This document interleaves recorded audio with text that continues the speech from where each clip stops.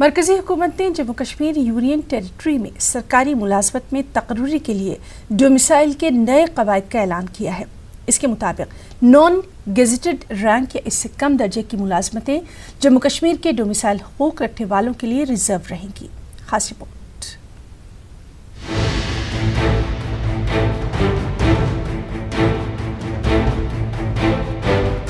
دفعہ 370 کی منسوخی سے پہلے سابق ریاست جموں کشمیر میں سرکاری ملازمتیں صرف یہاں کے مستقل باشندوں کے لیے ہی ریزرو رہتی تھی، لیکن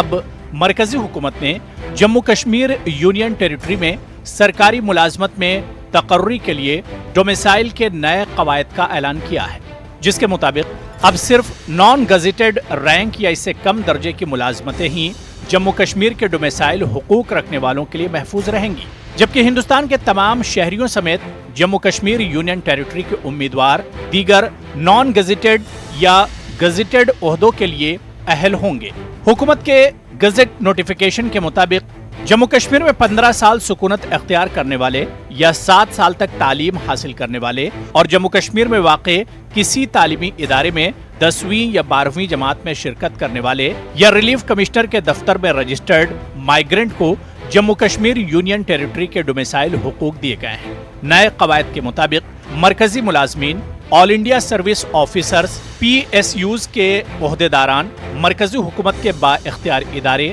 مجالس آئینی، مرکزی یونیورسٹیوں اور مرکز کے مسلمہ تحقیقی اداروں کے عہدیداروں جنہوں نے جموں کشمیر میں 10 برس تک اپنی خدمات انجام دی ہیں، انہیں اور ان کے بچوں کو ڈومیسائل حقوق ملیں گے۔ مذکورہ زمرے کے تحت آنے والے والدین کے بچے اگر روزگار، بزنس، دیگر پروفیشنل اور ووکیشنل وجوہات کی بنا پر جموں کشمیر یونین ٹیریٹری کے باہر رہتے ہیں، انہیں بھی اب جموں کشمیر کا ڈومیسائل مانا جائے گا۔